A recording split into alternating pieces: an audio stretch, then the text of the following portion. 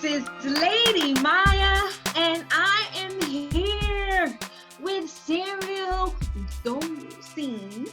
Okay, Brother Man is from Brooklyn, New York, by way now of Los Angeles, California. And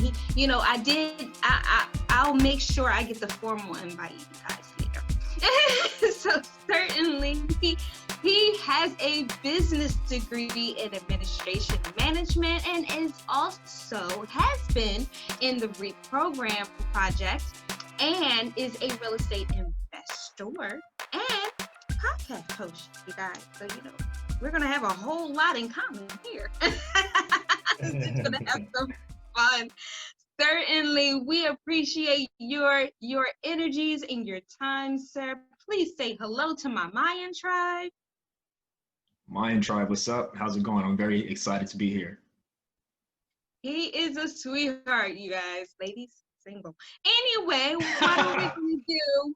We are going to tell you, and we're going to give you some insight to Brother Serial, because he's a phenomenal man, and all he wants to do is help us, okay? And I mean, who doesn't want help? So we are going to ask him a few questions. So here we go. So when did you start your business? Yes, so I started it about a year ago. September. So about a year ago, my podcast I started. The first episode came out on October 15th. So it's been almost a year since I started it, which is crazy to think. Now that I look back, over 40 episodes later, it's humbling to still be pushing, because it's not always easy. But yeah, almost a year. Yes. Oh no, the podcast thing. I mean, talk about, like, you get on there and you're like, are they listening? And then you're kind of, at it, just trying to like touch base, like, okay, so what did you guys think? And then you just never know. So, it's difficult in the very beginning, but it certainly is something that we grow into. And you have, and look at you now. So certainly. So, so why did you feel the need to start it? That's a great question. So I really got into podcasts about a year and a half ago.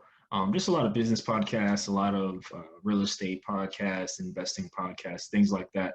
And I came across some great podcasts that were hosted by Black podcasters, just about various things in business. And what I was looking for was one specifically focused on Black real estate investors. And I tried to look, and like I tell people all the time, it's very likely that something like that exists. I just couldn't find it. And so I was speaking with a friend of mine. So I was texting him this morning. I was speaking to a friend of mine, and I'm like, hey man, what do you think if I started a podcast, about Black real estate investors? And it wasn't a long back and forth. He just said, do it. That's all he said, do it. I'll never forget. He just moved into this particular apartment, and we were just sitting on the couch, and he said, do it. So we went back and forth. He helped me come up with the name, the logo, and all of that. So, it was just from there, just a desire within me to help my community, because, this is not, for most Black people, real estate investing, that kind of thing, it's not normal for most of us. It's not normal. We kind of just are living day to day. And so for me, I'm like, I'm doing this, around that time, had got my first property. And so I'm like, you know what, this is a great opportunity to talk about my journey and also bring on real estate investors from all over the country and provide the community with free information to educate them. So that's really what the core of it was. And that was the reason why I decided to start the podcast. No, that makes complete sense. I mean, if we can get more people in that vein, we would actually be doing pretty well. Everybody's trying to do, Black businesses and different things like that. But, the vein, I think the strongest vein is we do want to own something. We want to have some type of property and just having that fulfillment of belonging and just having something that's ours for a change. So that's definitely understandable. We appreciate you wanting to even help us for that. Thank you. Certainly. What makes you different from all the real estate investors that talk about things on your podcast? Oh gosh. Oh, like what makes me different from my guests? Yeah. That's a good quote. Most of them are more experienced than I am. So I think it's interesting because I talk with people sometimes after the episodes, and what I found is that the way that I think is like if someone has a lot of experience in something, a different experience, they're doing it in a different way, a different state, location, I feel like there's always something to learn from that person's experience, whether they're doing something I aspire to do or not. What I Mhm. realize is that not, if someone sees that, oh, wow, this person has 50 units, I can't relate to them. I can't learn from them. So I'd say I'm more like my audience in a sense because I'm fairly new. In the game, it's only been like about a year since I've had a property. So I think I'm similar to the audience in that sense. And usually honestly, all the time, my guests have been in the game for longer than I have. They have more units than I do. They've done more things within real estate than I've done. So it's an interesting mix, I think. Just having me on there and then having the guest on there. But I think you get the best of both worlds, really, because you kind of can see what it's like at the beginning and then what it could be like down the road. True, very true. Like, a lot of the times we don't have those people we can look up to, in that regard. So certainly, definitely, we appreciate that. Okay, so, give us a brief description of what is real estate investing. We don't know. Tell us. Yeah. So the simplest way that comes to mind is um, so in real estate, people can acquire property. So let's just go with like a single family home, for instance. Someone may purchase the property, put a tenant in there, the tenant would pay them rent, and that's basically real estate investing. Someone is paying you for where they live or where they operate their business and so forth. So that's the easiest way to explain it. So, it's not necessarily the house you live in, but a house or a unit that somebody else lives in, they pay you to live there, pretty much. That's like the simplest way I can explain The landlord situation. Gotcha. it. Yeah. But it makes sense. It makes complete sense. Okay. So, like, hmm, how are you, like, how does that process work with even acquiring the properties? Like, do you have people that already have those things in mind, or, do you have options available for them? So, like, if someone were to come to me and be interested in investing, Yeah. um, Or at least getting you to invest for them. oh, like if someone wanted me to like make an investment for them. Right. Oh, got it. I haven't gotten to that level yet. Yeah. I haven't gotten to that level yet. Okay. No, well, you know Yeah. what? What about doing the investing then? Yeah. So like how it worked out with me. Yes. Yeah. So I live in California and I have an investment property in Ohio. And so I'm a long distance investor. And for me, I kind of went out there to visit during last summer, saw some properties. There was one that came available in, I think, probably around this time last year. Yeah, probably around this time last year. That kind of fit my criteria of what I was looking for in terms of price, in terms of income. And from there, I just kind of started the closing process. So I got my inspection. And so, typically, for the most part, when you buy a property, you want to get an inspection just to make sure, there's not anything unexpected. So, you just make sure the property is in the condition you expect it to be in. And if not, you can negotiate with the seller to make repairs or, reduce the price based on what you found and such. And then, if you can either buy cash or you can finance it through. So there's a lot of different ways to finance it, but two are just buying cash. So let's say it's 40,000, you just pay the 40,000, or you can finance it through a lender, through a bank. Typically, you might pay like 20 to 25% down on an investment property. But during that process, They're looking at all your income. They're looking at, your W-2s, your bank accounts, just to make sure, if something happens, you can, if something happens, you can pay the loan. If the tenant or something can't pay. So there's that process. There's a process with like the title company. Basically, what they do is they make sure there are no liens on the property, like so no back taxes, that there's no past due bills. And a lot of times the lender will not go through with the loan if there's bad title work. So if there's back due taxes, if there's past due bills, utilities, things of that nature. So kind of a whirlwind. And then 30 days later, it closed. And then I believe maybe 2 weeks later, there was a tenant in place. So it was kind of a whirlwind, to be honest, but it's been going fairly well since then. Nice. Okay. So like, if you could sum up the process that you actually deal with the people in regards to the actual businesses and different things like that, what would you say? Like, is it roughly easy, or if it's kind of like, I understand it's more of a process, is it more of a waiting game kind of situation, or how difficult is that? Yeah. So how difficult is like the purchase process? Yeah. Yeah. It depends. It depends. But what I'll say is once you might look at a lot of properties before you find the right one, before you find the one that fits what it is you're looking for, whether it's something you want to live in, whether it's something that's an investment.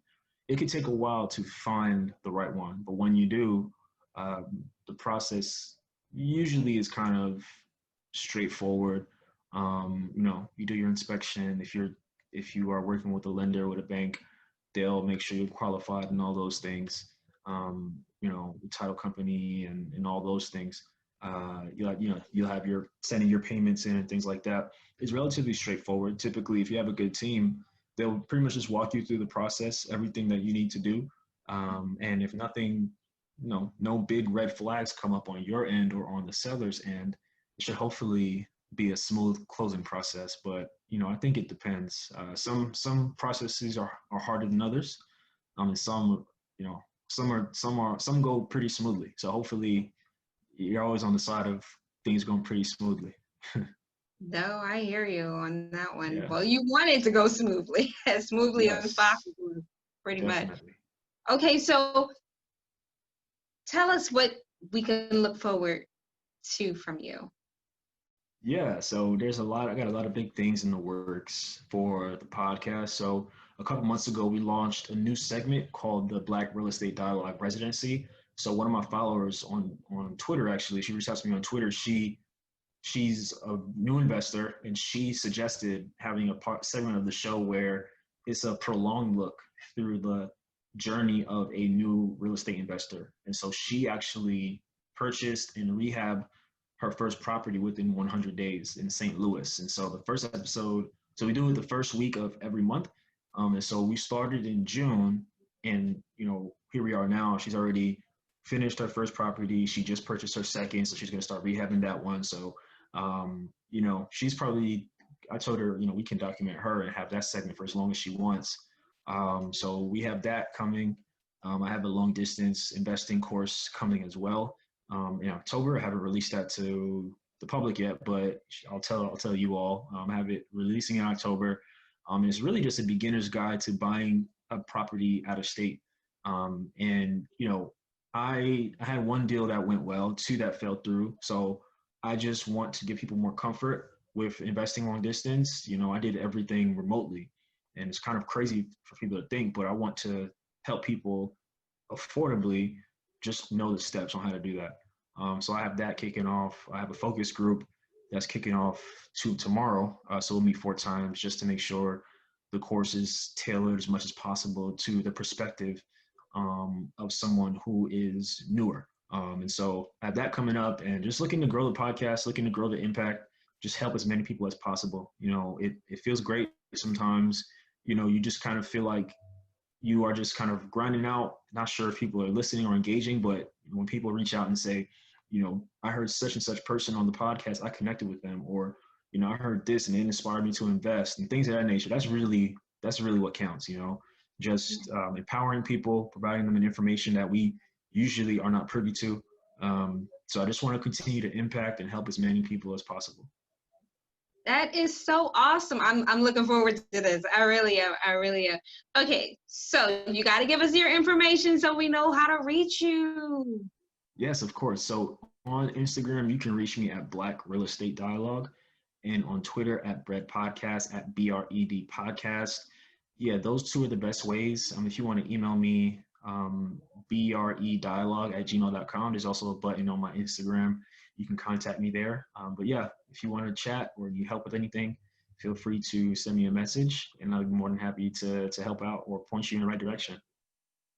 Certainly. See, I told y'all we was going to get some tidbits. I told y'all now, you girl Myya, we got you every point of the way. Certainly. Well, I really, really hope that, we can collaborate on, some of my podcasting, as well as, any of the shows that I have going, of course. Definitely. And I just appreciate your energy. And I thank you so much for just, being with us here with the Myan tribe, because, we love it. We want to be up there with the creme of the la creme. Okay. Like, we want to be up there, and we want to be empowered, and we want to go places, and we want to do things, and we don't want to just be stifled by, what's around us or anything like that. But if we see people like you, and he's a young brother, y'all. And we see young people like you just doing those things. Yeah, now we can kind of see like, okay, well, it might be a little bit more doable. So if we can just kind of change the mindset of the people, just to empower themselves and just take a step. I guess for the most part, I try to allow people the option to take the risk. Take the risk. You never know. And you never know if it's a good one. You never know. Like, you can't even say, well, it may not work, but it may. Try it. It'll happen. So I appreciate you. I'm pretty sure you have some stories behind you, and I'm going to get back on that one. But thank you so much. Thank you so much. We appreciate your time and your energy. Thank you so much, my Myan tribe, for all your support in this time, just trying to keep everything on a go for you guys, especially if you have any ideas, maybe some questions, or you just want to say hi, go ahead and email me. I'm at OneLadyMyya, and that's MYYA@gmail.com. And you know why? Because your girl is special. Yeah! All right, we will see you guys